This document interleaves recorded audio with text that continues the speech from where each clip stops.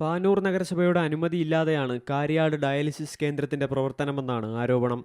മാലിന്യ സംസ്കരണ സംവിധാനമില്ലാതെ പ്രവർത്തിക്കുന്ന കേന്ദ്രം അടച്ചുപൂട്ടണമെന്നാണ് ആവശ്യം. മാനദണ്ഡങ്ങൾ ലംഘിച്ചുള്ള പ്രവർത്തനം ശുദ്ധജല സ്രോതസ്സുകളെ മലിനമാക്കുന്നുവെന്നാണ് ചൂണ്ടിക്കാണിക്കപ്പെടുന്നത്. 10-20 വീട്ടിലെ വെള്ളങ്ങളെല്ലാം വളരെ മോശമായിരിക്കുന്നു. പിന്നെ ഈ വാർഡ് മിനി നമ്മളെ ഇവിടുന്ന് ജയിച്ച 28-ാം വാർഡിൽ ജയിച്ച മിനി 3 വർഷമായി ഈ വാർഡിലേക്ക് തിരിഞ്ഞു നോക്കുന്നില്ല.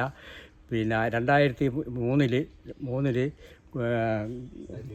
പിന്നെ വെള്ളം വേസ്റ്റ് വെള്ളം ഡയാലിസിൻ്റെ വേസ്റ്റ് വെള്ളം ഇവിടെ 2023 ഒഴിച്ച് 6 മാസക്കാലത്തോളം ഇവിടെ ഒഴിച്ച്. അപ്പോൾ കാടാണ് ആ സ്ഥലം.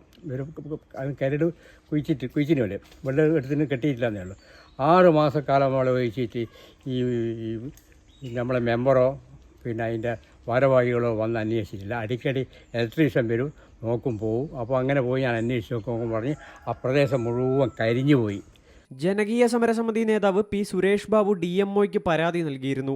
DMO നടത്തിയ അന്വേഷണത്തിൽ മതിയായ ശുദ്ധജല സംവിധാനം ഇല്ലാതെയാണ് കേന്ദ്രം പ്രവർത്തിക്കുന്നതെന്നും നഗരസഭയുടെ അനുമതിയില്ലെന്നും കണ്ടെത്തിയിരുന്നു. ഇതോടെ ഏപ്രിൽ 3-നാണ് പ്രത്യക്ഷ സമരം തുടങ്ങിയത്. നമുക്ക് വെള്ളത്തിന് ഭയങ്കര വിഷമമുണ്ട്. കൊണ്ടുവരാൻ ആളില്ല. കുറേ ദൂരെ നിന്നെല്ലാം കൊണ്ടുവരണം വെള്ളം. പിന്നെ 1-2 കൊല്ലമായി ഇതും കൊണ്ട് നമ്മളിങ്ങനെ കളിക്കുന്ന വെള്ളത്തിൻ്റെ തകരാറ് തന്നെ. പിന്നെ ചെറിയ കുട്ടികളെല്ലാം വായിലാക്കുവാൻ, എല്ലാവർക്കും ഇപ്പം തീരെ വായിലാക്കുവാനൊന്നും വെള്ളം പറ്റുന്നില്ല. അങ്ങനെയല്ല ഉള്ളത്. എത്ര വർഷമായി വെള്ളം കൊണ്ടുവരുന്നത്? ഒരു 2 കഴിഞ്ഞ കൊല്ലവും കുറേ കൊണ്ടുവന്ന് ഇപ്രാവശ്യം അതുപോലെ തന്നെ. നിലവിൽ 32 വൃക്കരോഗികളാണ് അഭയ ഡയാലിസിസ് സെന്ററിനെ ആശ്രയിക്കുന്നത്. ഇവരിൽ ചിലർ എല്ലാ ദിവസവും, മറ്റുള്ളവർ ഒന്നിടവിട്ട ദിവസങ്ങളിലും ഡയാലിസിസിന് എത്തുന്നുണ്ട്. അതിനാൽ കേന്ദ്രം പൊടുന്നനെ പൂട്ടുന്നത് പ്രായോഗികമല്ലെന്ന് വിലയിരുത്തലുണ്ട്. അൾട്രാ ഫിൽട്രേഷൻ വഴി മലിനജലം പൂർണ്ണമായും ശുദ്ധീകരിക്കുന്നില്ലെന്ന് പരിശോധന നടത്തിയ വിദഗ്ധ സമിതി കണ്ടെത്തിയിരുന്നു.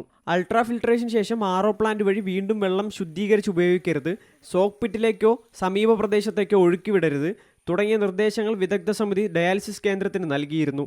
ഇത് വകവയ്ക്കാതെ തുടർന്നും പ്രവർത്തിക്കുന്നുവെന്ന് ആരോപിച്ചാണ് നാട്ടുകാർ സമരം തുടങ്ങിയത്. മലയാളം ന്യൂസ്, കണ്ണൂർ.